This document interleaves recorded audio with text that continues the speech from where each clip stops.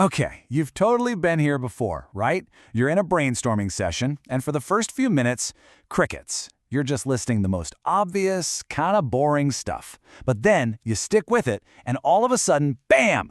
The really cool, truly creative ideas start to pop up right at the very end.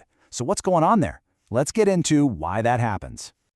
It's a feeling we've all had for sure, and it really points to a deep question about how our creativity actually works.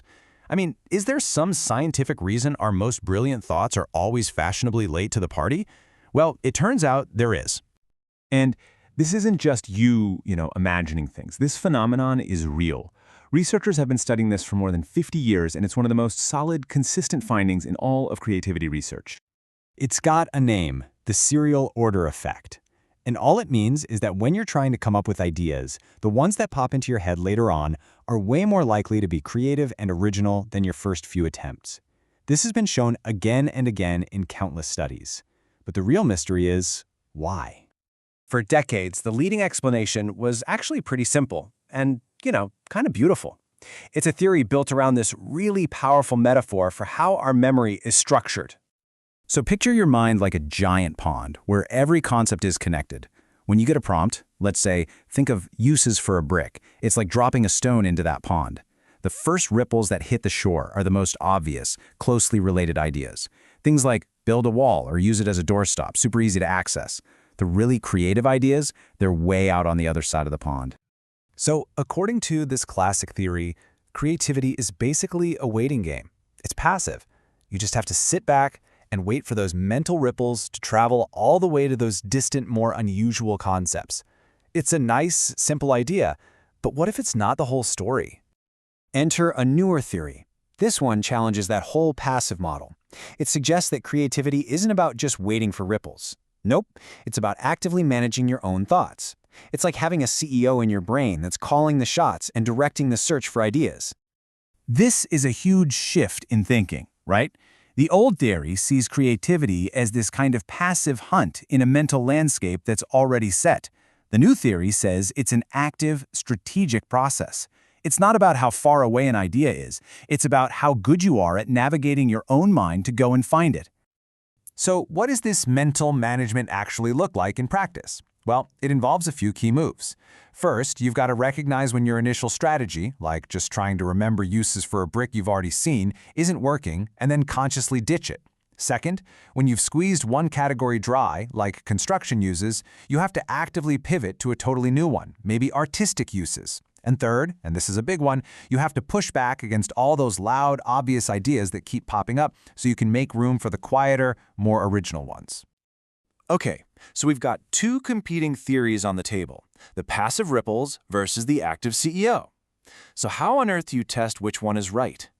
Well, researchers designed a pretty clever experiment to figure it out. They brought in a bunch of people and gave them this classic creativity task. They had 10 minutes to type out as many creative and unusual uses for a regular old brick as they could possibly think of. But the real genius was in what the researchers were tracking behind the scenes. They measured three critical things. First, a team of raters scored how creative every single idea was. Second, they had software that time-stamped the exact moment each idea was typed in. And third, and this is the absolute key, they measured each person's fluid intelligence, which is a really good proxy for those mental CEO skills we were talking about. So, with all this data in hand, they could finally see not just if ideas got better over time, but how that pattern might change from one person to the next. And the results? They were pretty fascinating. First off, the classic serial order effect held up. No surprise there. On average, people's creativity scores started low and climbed steadily up over the 10 minutes.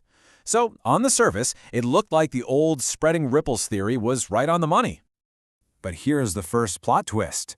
Even though the quality of ideas went up, the sheer quantity of ideas totally tanked. People had this big burst of ideas in the first minute or two, and then their output just dropped off a cliff. They were thinking harder, but producing less. And this brings us right to the heart of the matter. Is that upward curve of creativity something that just happens to all of us, or is there something else going on under the hood? This is where fluid intelligence really enters the picture. And this is where everything changes. When the researchers plotted a person's fluid intelligence against how steep their creativity curve was, the pattern was just unmistakable. The higher someone's fluid intelligence, the flatter their creativity curve became. So let's really break this down, because this is the big reveal. For people with lower executive or fluid intelligence skills, that serial order effect is very real. They start with the boring ideas, and they actually need time to work their way up to the more creative stuff. But, and this is the kicker, for people with high fluid intelligence, the effect basically disappears. It's gone. Their very first ideas are just as creative as their last ones. They hit the ground running, no warm-up needed.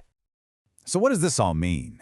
It really suggests that the serial order effect isn't some fundamental law of creativity. It's more like a symptom of how well different people can manage what's going on inside their own minds.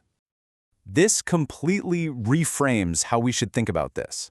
I mean, if creativity was just about waiting for ripples in a pond, everybody would show the exact same pattern. But they don't. People with strong mental management skills can jump straight to the good stuff. This is the key insight from all this research. People who are good at this mental management, who have that high fluid intelligence, are just better at actively directing their own search. They can quickly ditch bad strategies, pivot to new categories of ideas, and, most importantly, they can shut out the noise from all those obvious, boring ideas that get in the way for everyone else. So here's the bottom line. A great creative idea isn't hiding way out in the boonies of your brain. You know, someplace you have to passively wait to reach. No, it's right there, ready to go. The real challenge and the real skill is how well you can manage your own mind. It's about clearing out the noise, pushing past the obvious stuff, and grabbing that idea. It's not about waiting for some magical wave of inspiration. It's about being a better navigator of your own thoughts,